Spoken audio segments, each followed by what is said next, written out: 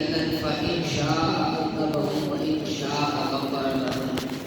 جو لوگ کسی ایسی مجلس میں بیٹھتے ہیں جس میں نہ تو وہ اللہ پاک کا ذکر کرتے ہیں اور نہ ہی اپنے نبی صلی اللہ علیہ وسلم پر درود پاک پڑھتے ہیں، تو قیامت کے دن وہ مجلس ان کے لیے باعث حسرت ہوگی۔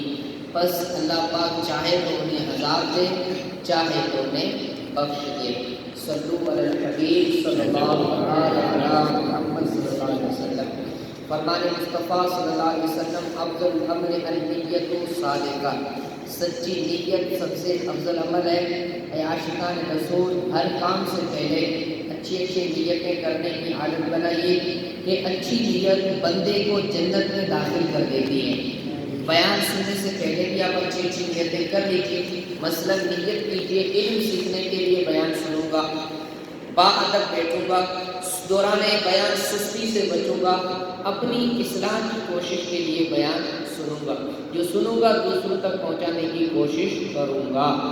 صلو علی الحبیب صلی اللہ علیہ محمد صلی اللہ علیہ وسلم۔ میرے پیارے آقا علیہ الصلوۃ والتسلیم کے پیارے مہمانوں، آج کے بیان کا موضوع بڑا پیارا ہے، صلہ رحمی۔ صلہ رحمی کسے کہتے ہیں؟ شیخ طریقت امیر اہل سنت حضرت علامہ مولانا محمد الیاس اختر قادری دعوت برکات عالیہ کی عظیم الشان تصنیف نیکی کی دعوت کے صفحہ نمبر 160 پر ہے۔ امیر المومنین حضرت ابوبکر صدیق کو اپنے خالہ زاد بھائی غریب و نادار مہاجر اور بدری صحابی حضرت مصطفیٰ رضی اللہ تعالیٰ جن کا آپ خرچ اٹھاتے تھے، ان سے سخت رنج پہنچا، اور وہ رنج یہ تھا کہ انہوں نے آپ رضی اللہ کی پیاری بیٹی یعنی ام المومنین حضرت عائشہ صدیقہ طیبہ طاہرہ رضی اللہ تعالیٰ عنہا پر تہمت لگانے والوں کے ساتھ موافقت کی تھی، یعنی ان کا ساتھ دیا تھا۔ اس پر صدیق اکبر رضی اللہ تعالیٰ عنہ کو خرچ دینے کی قسم کھا لی، تو پارہ نمبر 18 سورۃ النور کی آیت نمبر 22 نازل ہوئی۔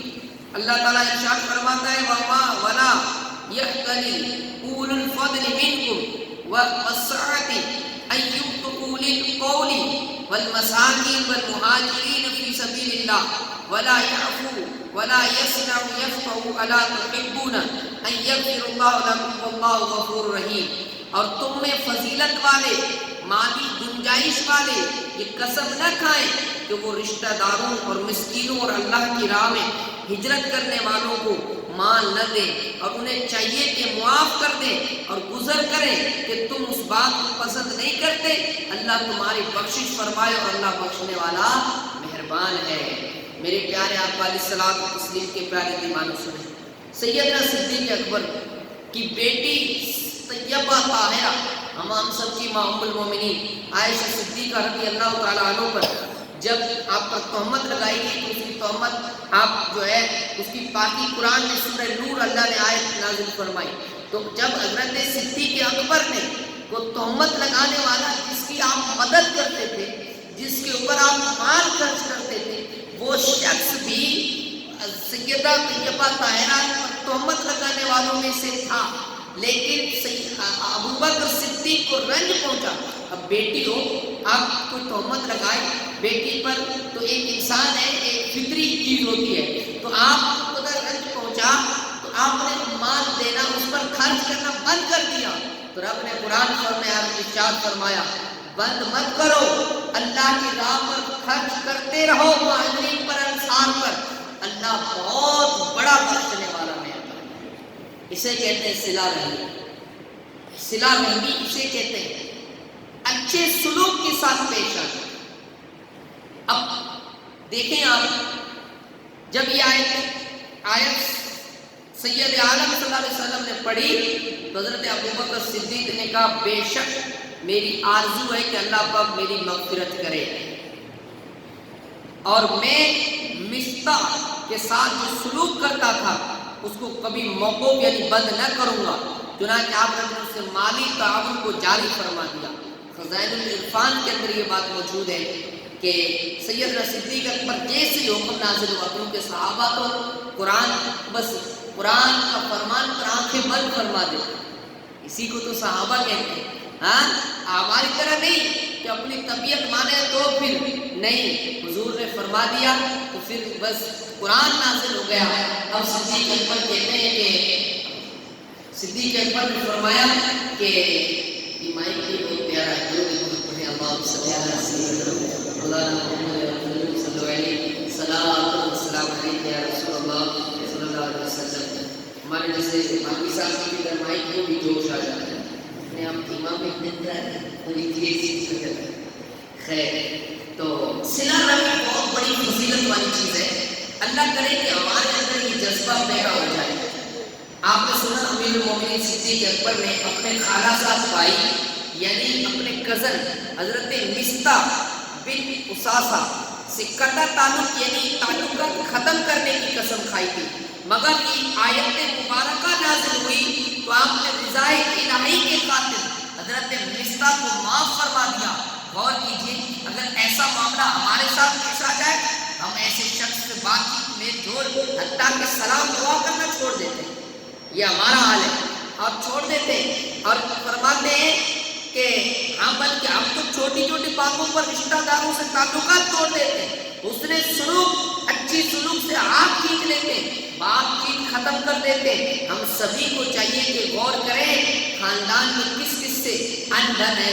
جب معلوم ہو جائے اب شرعی عذر نہ ہو تو فوراً ناراض رشتے داروں سے صلح و صفائی کی ترتیب شروع کر دیں.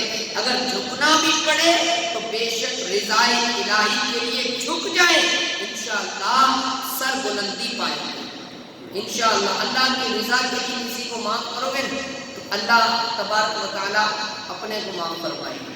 رب کی رضا کے لیے اگر کسی سے کہتے ہیں حضور نے فرمایا دوستی کرو تب بھی دین کے لیے، دشمنی کرو تب بھی دین کے لیے، یہ آج ہمارے اندر نہیں آیا. اگر ایسا ہو جاتا نا تو پھر انسان جو ہے بہت آگے پہنچ جاتا ہے. میرے پیارے آقا علیہ الصلوۃ والتسلیم کے پیارے دیوانوں، مصطفیٰ علیہ الصلوۃ والتسلیم فرمایا من تواضع للہ ورفع اللہ، یعنی جو اللہ پاک کے لیے عاجزی کرتا ہے اللہ پاک اسے بلندی عطا فرماتا ہے.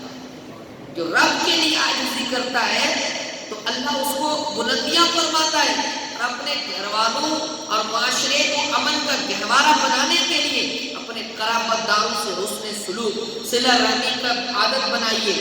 جس قدر ممکن ہو قطع تعلق سے بچنے کی کوشش کیجیے، کیونکہ دیگر گناہوں کا وبال تو صرف گناہ کرنے والے پر ہی آتا ہے، مگر رشتے داری توڑنے کی نحوست کی سبب پوری قوم رحمت الہی سے محروم ہو جاتی ہے. اللہ کی رحمت سے وہ شخص محروم ہو جاتا ہے جو رشتے توڑتا ہے. رشتے نہ تھوڑی سی بات کے اوپر اگر چچا زاد بھائی سے تھوڑی انبن ہو گئی میری غلطی تھوڑی ہے. یہ قوم مسلم کے اندر بہت بات پائی جاتی ہے، میں کیسے جھکوں. ہاں یہ چیز قوم مسلم میں بہت زیادہ پائی جاتی ہے، اس لیے میری قوم پیچھے ہے. ہاں برکتیں ختم اور رشتے دار تو نے مجھے کیسے کہہ دیا، تیرا محبوب کیا کہتا ہے. حضور اکرم صلی اللہ علیہ وسلم کے خلاف جتنی ففتیاں کسی گئی تم اور ہم تو کس بات کی بولی ہے، کچھ بھی نہیں ہے. سرکار کو جادوگر کہا گیا، کاہن کہا گیا، آپ کو جو ہے معاذ اللہ پتہ نہیں کس کس الفاظ سے، لیکن میرے سرکار کہتے ہیں گالیاں سن کے بھی دعائیں دیتے ہیں. اور صلہ رحمی کرنے والے کے ساتھ قرآن فرماتا ہے کہ صلہ رحمی کرو. رشتے داروں کے اندر کوئی ناراض ہو تو اس کو مناؤ، جھکنا پڑے تو اللہ کی رضا کے لیے جھک جاؤ. انشاءاللہ خدا کے لیے جھکو کہ خدا بلندیاں عطا فرمائے. اور فرماتے ہیں اللہ پاک نے ہمیں رشتے داروں اور یتیم اور بے سہاروں کے ساتھ صلہ رحمی کرنے کا حکم دیا. پارہ نمبر 21 سورت روم کی آیت نمبر 38 میں ارشاد ہوتا ہے فَأْتِ ذَا الْقُرْبَى حَقَّهُ وَالْمِسْكِينَ وَابْنِ السَّبِيلِ ذَلِكَ خَيْرٌ لِلَّذِينَ يُرِيدُونَ وَجْهَ اللَّهِ وَأُولَٰئِكَ هُمُ الْمُفْلِحُونَ. درود پاک پڑھیں اللہم صلی علی سیدنا مولانا محمد الجود والکرم مبارک وسلم صلی اللہ علیہ وسلم السلام علیکم یا رسول اللہ صلی اللہ علیہ وسلم. جب بھی کوئی اچھی بات ہوتی ہے تو شیطان اپنا کام کرنے کی کوشش ضرور کرتا ہے. تو وہ کیوں وہ چاہتا ہی نہیں ہے، وہ تو چاہتا ہے کہ کوئی لڑتے پھرتے اسی طریقے سے رہیں اور کسی کی اصلاح ہو، وہ اس کو پسند نہیں ہے۔ خیر انشاءاللہ ہم حضور کے ماننے والے ہیں، اس سے لڑتے رہیں گے قیامت تک۔ تو اللہ قرآن مجید 21ویں پارے میں ارشاد فرما، اس کا ترجمہ یہ ہے، تو رشتہ دار کو اس کا حق دو اور مسکین اور مسافر کو بھی ان لوگوں کے لیے بہتر ہے جو اللہ کی رضا چاہتے ہیں، اور وہی لوگ کامیاب ہونے والے ہیں۔ رب فرماتا ہے جو تو رشتہ دار کو اس کا حق دے دو اور مسکین اور مسافر کو بھی، یعنی مسکین کا جو حق ہو وہ اس کو عطا کرو، مسافر کا جو حق ہو اس کو ادا کرو۔ رب فرماتا ہے ان کے لیے بہتر ہے جو اللہ کی رضا چاہتے ہیں، اور وہی لوگ کامیاب ہونے والے ہیں۔ میرے پیارے آقا علیہ الصلوۃ والتسلیم کے پیارے دیوانوں، مشہور مفسر حکیم الامت مفتی احمد یار خان اس آیت کریمہ کے تحت فرماتے ہیں، یہ آیت کریمہ تمام قرابت داروں کے حقوق ادا کرنے کا حکم دے رہی ہے۔ اس سے معلوم ہوا کہ ہر رشتہ دار کا حق ہے، اس میں تمام قرابت دار شامل ہیں۔ اس آیت میں یہ بھی معلوم ہوا کہ قرابت داروں سے سلوک اور صدقہ و خیرات نام و نمودر رسم کی پابندی سے نہ کریں، محض رب کی رضا کے لیے کریں، تب ثواب کا مستحق ہے۔ ایک اور مقام پر اللہ پاک ارشاد فرماتا ہے، وَاتَّقُوا اللَّهَ الَّذِي تَسَاءَلُونَ بِهِ وَالْأَرْحَامَ ان اللہ کان علیکم رقیبا، اور اللہ سے ڈرو جس نام پر ایک دوسرے سے مانگتے ہو، اور رشتوں کو توڑنے سے بچو، بے شک اللہ تم پر نگہبان ہے۔ میرے پیارے آقا علیہ الصلوۃ والتسلیم کے پیارے دیوانوں، مفتی احمد یار خان تفسیر کے اندر ارشاد فرماتے ہیں، اسے آیت کریمہ کے تحت ارشاد فرماتے ہیں، مسلمانوں جس سے نماز، روزہ، حج، زکوٰۃ وغیرہ ضروری ہے، ایسے ہی رشتہ داروں کے حق ادا کرنا بھی نہایت ضروری ہے۔ مزید ارشاد فرماتے ہیں، اپنے عزیزوں قریبوں پر اچھا سلوک بہت ہی مفید ہے، دنیا میں بھی آخرت میں بھی، اس سے زندگی موت آخرت سب سنبھل جاتی ہے۔ کچھ لوگ نہیں ہوتے، کہتے میں تو دوسروں کے ساتھ بیٹھتا ہوں، اپنے رشتہ داروں کے ساتھ نہیں بیٹھتا کبھی، کیونکہ مجھے ان کے ساتھ اچھا نہیں لگتا ہے۔ ہاں لیکن نماز جس طریقے سے ضروری ہے، روزہ جس طریقے سے ضروری ہے، حج جس طریقے سے ضروری ہے، ایسے ہی اپنے رشتہ داروں کا خیال کرنا ایسا ہی ضروری ہے۔ اگر کوئی شخص ایسا نہیں کرتا ہے تو پھر اس کی دعا جو ہے، ہاں شرعی عذر ہو یہ بات الگ ہے، بلا شرعی عذر کے اگر وہ ایسا نہیں کرتا ہے، اس کی دعا آسمان اور زمین کے درمیان لٹکتی رہتی ہے، وہ اوپر نہیں جاتی۔ دیکھیں کتنا بڑا نقصان ہے نہ، اس کی روزی میں برکت ہوتی ہے، کیونکہ رشتہ توڑنے والا کبھی جنت کی خوشبو بھی نہیں سونگے گا، حضور کا فرمان ہے۔ اللہ اکبر۔ میرے پیارے آقا علیہ الصلوۃ والتسلیم کے پیارے دیوانوں، یہ میں نے جتنی بھی آپ کے سامنے باتیں رکھی قرآن کی روشنی کے اندر تھی، اور اللہ پاک نے ہمیں اپنی رشتہ داروں کے ساتھ اس نے سلوک سے پیش آنے کا حکم دیا ہے۔ اس کو یوں سمجھیے کہ حکومت وقت اگر کسی کو کسی کام سے منع کر دے اور اس جرم کو مرتکب، یعنی اس جرم کرنے والے پر سزا کا اعلان بھی کر دے، تو کوئی سمجھدار شخص جان بوجھ کر اس کام کو ہرگز نہیں کرے گا اور اس سے بچنے کی کوشش کرے گا۔ ذرا سوچئے کہ ہم ایک دنیاوی نقصان کا مالک ہے، ہماری زندگی موت اسی کے قبضہ قدرت میں ہے۔ ایسی قدرت و طاقت رکھنے والی ذات کے احکامات پر برخلاف ہم کام کرتے پھرے تو یہ کیسی نادانی ہے۔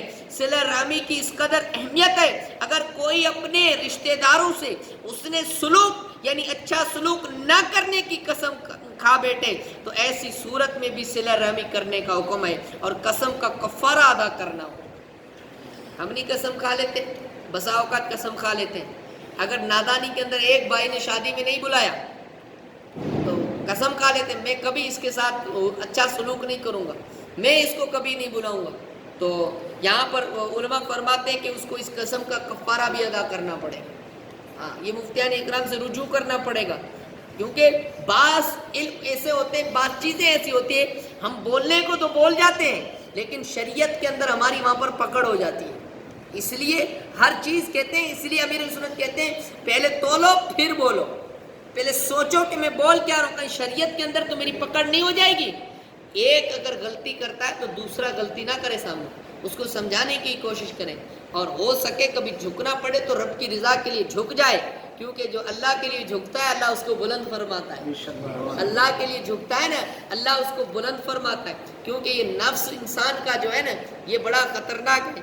ایک اب دیکھیں حضرت حضور نے فرمایا، حضرت ابو العاص عوف بن مالک رضی اللہ تعالیٰ عنہ اپنے والد سے روایت کرتے ہیں کہ ان کے والد فرماتے ہیں کہ میں نے عرض کی یا رسول اللہ صلی اللہ علیہ وسلم آپ اس بارے میں کیا فرماتے ہیں کہ میں اپنے چچا زاد بھائی سے کچھ مانگتا ہوں تو وہ نہیں دیتا اور نہ ہی صلہ رحمی کرتا ہے، پھر جب اسے میری ضرورت پڑتی ہے تو میرے پاس آتا ہے مجھ سے کچھ مانگتا ہے، حالانکہ میں قسم کھا چکا ہوں کہ نہ اسے کچھ دوں گا اور نہ ہی صلہ رحمی کروں گا.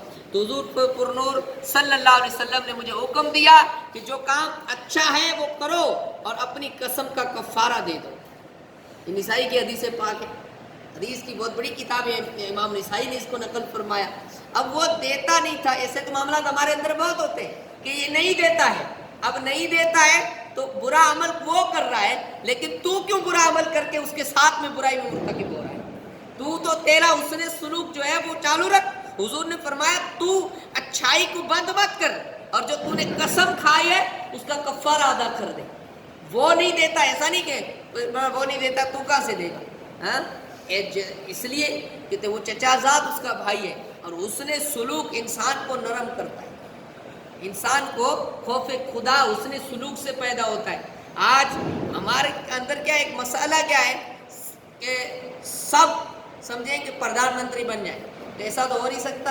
دیش کے اندر تو ایک ہی بادشاہ ہوتا ہے، سب تو بن نہیں سکتے. تو آج حسن سلوک بچے کے اندر جو ہے ختم ہو چکا ہے.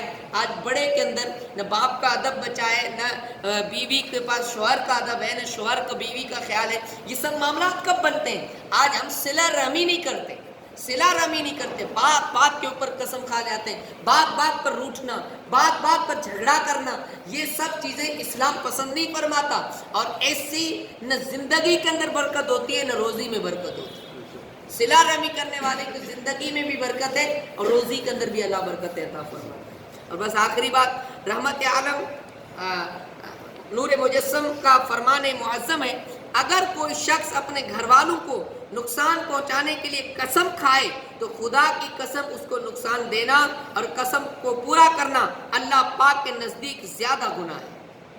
اگر کوئی نقصان، جیسے مثال پہ میں قسم کھا لوں میرے بھائی نے میرے ساتھ اچھا سلوک نہیں کیا ہے تو میں اس کو یہ نقصان پہنچاؤں گا. حضور فرماتے ہیں حالانکہ اس نے مجھ کو نقصان دیا تو میں نے اس کا بدلہ لینا ہے، لیکن آقا فرماتے ہیں یہ سب سے بڑا گناہ ہے، یہ سب سے بڑا گناہ ہے.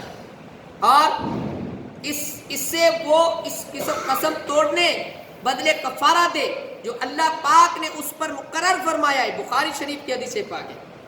مشہور مفسر حکیم الامت مفتی احمد یارکان اس حدیث پاک تحت فرماتے ہیں یعنی جو شخص اپنے گھر والوں میں سے کسی کا حق مارنے پر قسم کھا لے، مثلا یہ کہ میں اپنی ماں کی خدمت نہ کروں گا یا ماں باپ سے بات چیت نہ کروں گا، ایسی قسموں کو پورا کرنا گناہ ہے، اس پر واجب ہے ایسی قسمیں توڑے اور گھر والوں کے حقوق ادا کرے. خیال رہے یہاں یہ مطلب نہیں یہ قسم پوری نہ کرنا بھی گناہ مگر پوری کرنا زیادہ گناہ ہے، بلکہ مطلب یہ ہے ایسی قسم پوری کرنا بہت بڑا گناہ ہے. پوری نہ کرنا ثواب کے اگرچہ رب کریم کے نام کی بے ادبی قسم توڑنے میں ہوتی ہے، اس لیے اس پر کفارہ واجب ہوتا ہے، مگر یہاں قسم نہ توڑنا زیادہ گناہ کا باعث ہے. میرے پیارے آقا علیہ الصلوۃ والتسلیم کے پیارے دیوانوں، اب آخر کے اندر صلہ رحمی کی تعریف سنتے جائیں. صلہ رحمی کی اہمیت تو ہم نے سن لی. صلہ رحمی کہتے ہیں کسے کہتے ہیں، اس کی تعریف یہ بھی سنتے ہیں. صلہ کا ہے لغوی معنی ایمان، معنی ہے ایصال نوع من انواع الاحسان، یعنی کسی بھی قسم کی بھلائی اور احسان کرنا. اور رحم سے مراد قرابت رشتہ داری ہے. اور بار شریعت میں ہے کہ صلہ رحم کے معنی رشتوں کو جوڑنا، رشتہ داروں کے ساتھ نیکی اور سلوک یعنی بھلائی کرنا. میرے پیارے آقا علیہ الصلوۃ والتسلیم کے پیارے دیوانوں، اگر ہمارے اندر یہ ذہن اللہ کرے کہ پیدا ہو جائے، کیونکہ یہ مسلمانوں کا شیوا ہے، اور سرکار علیہ الصلوۃ والتسلیم کا فرمان ہے کہ وہ کس طریقے سے صلہ رحمی فرماتے تھے، اور قرآن کی متعدد آیتیں ہیں کہ اپنے قرابت داروں سے اچھا سلوک کرو، ان سے اچھے سے پیش آؤ، کیونکہ آج ہر نفس عزت چاہتا ہے۔ آپ کسی کو عزت دو گے تو آپ کو بھی عزت ملے گی، اور جو بھی کام کرے نا، ایک بات یاد رکھیے گا، اگر وہ نیکی ہو، چاہے جو بھی کام اچھا کام ہو، وہ اللہ اور اس کی رسول کی رضا کے لیے کرے، کام بھی ہو جائے گا، رشتہ داری بھی چلے گی، اور اس کے اوپر اللہ اجر بھی عطا فرمائے گا۔ کیونکہ میں نے شروع میں عرض کیا کہ بنا کوئی بھی اچھے عمل کے، بنا نیت کے اچھے عمل کا بھی ثواب نہیں ملتا ہے۔ آپ نیت کریں، ہر کام کے اندر نیت کریں، اپنی بیٹی کے یہاں ملنے کے لیے جائیں، نیت کریں اچھے کام کی، میں اس کے پاس جاتا ہوں، حالانکہ بیٹی کے پاس ملنا بھی ہو جائے گا اور حضور کی سنت بھی ادا ہو جائے گی، ہے نا، اور اس کا جانے کا ثواب بھی ملے گا۔ اور ہر کام کی اچھی نیت کریں، ایک تو مثال دے کے میں نے بتائی، ہر اچھے کام کی نیت کریں، انشاءاللہ اس کے اوپر ثواب ہی ثواب ہوگا۔ ثواب کمانے کے لالچی بنے، اللہ کریم کی بارگاہ میں دعا کرتا ہوں اللہ ہم سب کو عمل کی توفیق عطا فرمائے۔ وآخر دعوانا